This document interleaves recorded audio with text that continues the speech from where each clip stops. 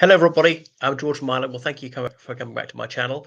A rare bit of good news out of Cambridge University, and that is a few days that it, or is it some of its constituent colleges, are going to try and seek more pupils from independent schools. Now, if you're not from the United Kingdom, you might not understand the taxonomy here. So, a state school in the UK is what people call a public school in the United States, for example, in as much as it's funded through taxation. There are no fees. Then there are independent schools. You might call them private schools. We generally call them independent, and yes, there are fees. Okay, so those who go to independent schools are generally wealthier. They educate about 7% of pupils. But of course, some people leave school at 16 and go into apprenticeships or whatever. And so those who are at school over 16, at independent schools, way more than 7%. Their A levels, as in advanced levels, exams people sit at the age of 18. And of those who sit A levels, a lot more than 7% go to independent school. I don't have the statistics at my fingertips. Of course, it changes a bit from year to year. And obviously, A star is the top grade in any subject. People generally do three subjects. If you're bright, you might do four or five. And below that's A, B, C, D, and so on.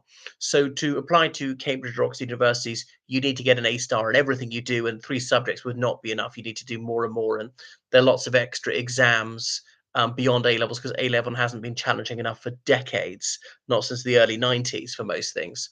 Um, so these universities are heavily oversubscribed. At Cambridge, something like 15%, that's 15% of applicants are admitted at undergraduate level. And for 40 years, they've been doing outreach to state schools, trying to persuade more people from so-called non-traditional backgrounds to apply, those from working class families, those from regions that don't sell that many pupils to the pupils to Cambridge and so forth, more women and blah, blah, blah. And women are a majority of Cambridge undergraduates these days and growing. I mean, at this rate, there'll be no boys left at Cambridge at all in perhaps 50 years. And okay, I wouldn't complain if that were the case. If women have all the brains and boys don't, okay, so let it be. And more from various ethnic minority groups and blah blah blah, people whose parents didn't pursue tertiary education. So that had all this this sort of social engineering and all this discrimination against public school applicants. We sometimes call them public school. These fee-paying schools, they're open to the publics if you can pay or indeed get a scholarship. Now, there's a misconception that everyone at public school is wealthy. I mean, public school fees, if it's a day school or independent school, same thing, well, maybe £20,000 a year.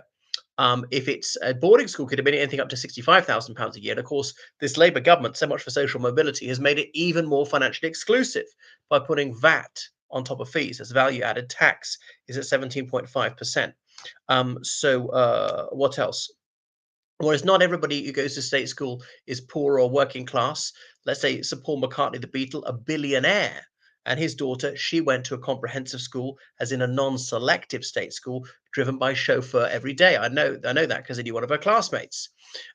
So you could be very wealthy and go there. And people who go to independent schools are not necessarily that wealthy. Their parents just make major sacrifices, like Rishi Sunak's parents, or indeed they get scholarships or bursaries. Their teachers are parents of that school, and so forth. So it's just nonsense to say independent school rich, state school poor, or whatever. And some independent schools are rubbish, are not worth the money, and some state schools are outstanding. And when I was at university, I didn't go to Cambridge. If I met someone who was from a certain town, went to a state school, I could usually guess which one it was. It was Glasgow, probably Glasgow High School. Is that state school? Glasgow Academy. If it was High Wycombe, it was probably Royal Grammar School, High Wycombe, or whatever, and so forth. There's certain elite state schools and the parents are mostly middle class. Okay, so why are people middle class? Because they're brainier, harder working, earn more money, blah blah blah, and so surprise, surprise, their children tend to be as well. Okay, not in every case. Working class, you might have other intelligences, less academic intelligence, and obviously people go up and down. And if the parents are very bright, no, it's not guaranteed they produce very brainy children. If your parents are not bright at all, you could be very brainy. It's just less likely.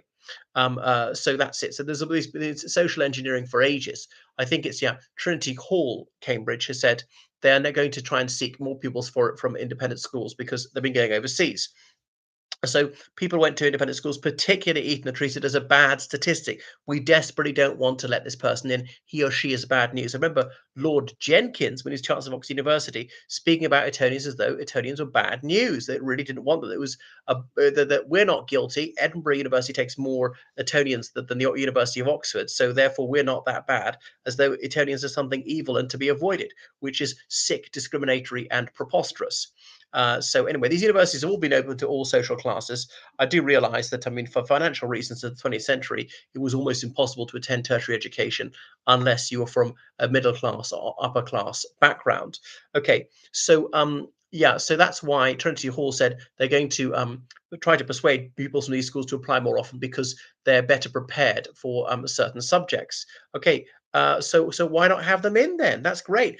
Are they capable of studying the subject or not? They are. Doesn't matter why. Doesn't matter went to a public school. Doesn't make them less prepared, and say, oh, we've got better facilities. But you know, your facilities, your teachers matter hugely when you're 5. They don't matter that much by the time you're 18, when people are largely teaching themselves. And so on. And state schools, they've got bigger classes, which is more like being a lecture hall. So, do they not have an advantage at university, therefore? And so on. And you go to a state school, you could have tons of private tutoring. Your parents could be teaching and stuff like that. And people go to independent school, they tend to be upper middle class, but they can still have alcoholism, drug addiction, family breakdown, violence within the family, you know, sexual abuse. They could still have all sorts of psychological, psychiatric problems just because they've got slightly more money. And sometimes the people who went to state school, they've got way more money because they weren't paying fees. And they can afford more treats like a bigger house and more holidays and a smarter car and more gizmos and all this kind of stuff. I mean, I know a highly successful solicitor has his daughters in state schools because then they've got no problem going on holiday to South Africa whenever they want. If they were independent school, that wouldn't be the case, and so on. So it's blatant that people from public school have been discriminated against by top university for decades. So this is widening participation, and I know that the leftards are up in arms about this. They can't abide the whether there would be fair access. So yes, independent school people are only 7% of the population, but much, much more of those who get those who get A-star grades in everything and things like that. And the university can only apply those who admit. Okay. So anyway, there've always been working class people at the top universities, just not as many, and so on. And you look at the people, Asian people who are at these top universities, British Asian or Asians of other nationalities, whether British Indian, British Chinese, and people directly from China or directly from where it is Pakistan or Bangladesh, directly from Japan or South Korea, are they to be rejected? We have to have more black people. And of course, there have been black people at Cambridge University since the 19th century, just rather few. So they're going to say, well, we're going to be racist towards Asians to admit more people from another ethnic group. We don't care. And just because you're X% of the population, no, that doesn't have to guarantee you're X% of people at the university, and so forth. And people who live closer to Cambridge in London or Southeast England are more likely to supply surprise, surprise, maybe because they've been there. It's closer to home for them. Nothing wrong with that. And the Scots in particular want to say, I want to stay within Scotland. I know a chap from Scotland who went to Oxford University and he was chided by Alex Salmond. Is Scotland not good enough for you? I know someone else from Cork, and when he was applying to Oxford, the other boys who was at school in Limerick were saying, "Well, so what's wrong with Ireland? Are you turning your nose up at Ireland?" And so on. So it's ridiculous to say we have to increase proportions from state school people here and there. I remember someone boasting that they had what a percentage of people from state school at his college was Hartford. This is well over 20 years ago, and so. Yeah, it's been proven why another reason why public school applicants have got a higher application or sort of acceptance rate is partly applying for the subjects which are less popular, like modern languages, like classics, that Latin and ancient Greek, or theology, philosophy, anthropology, archaeology, and so forth. Yeah, and also likewise ethnic minority people, because they were more likely to apply for subjects which are heavily oversubscribed, such as economics, medicine, and so forth, business. Okay, so maybe that will explain it. It's immoral to be discriminatory, and this appalling class war that was fought was bigoted and wicked, and I hope that's coming to an end. Social mobility advocates, well, people can always move themselves. Progress is only as in discrimination against people from certain backgrounds. It's just spite and diversity, which doesn't mean squeezing out a small minority. Goodness. people are overrepresented at university. No one's You're not there to represent people. You're not elected. You're there as an individual. So it's grossly unfair what's been happening for a very, very long time. If you want a public school education, apply to a public school. Get a scholarship then. I mean, anyone who's clever enough to go to Cambridge and Oxford could get a scholarship, a bursary to any one of these schools, because Oxford and Cambridge, between them, they educate under 1% of their age cohort. All right. Anyway, and you have to have a little bit of confidence, be willing to actually give it a shot. No more social engineering.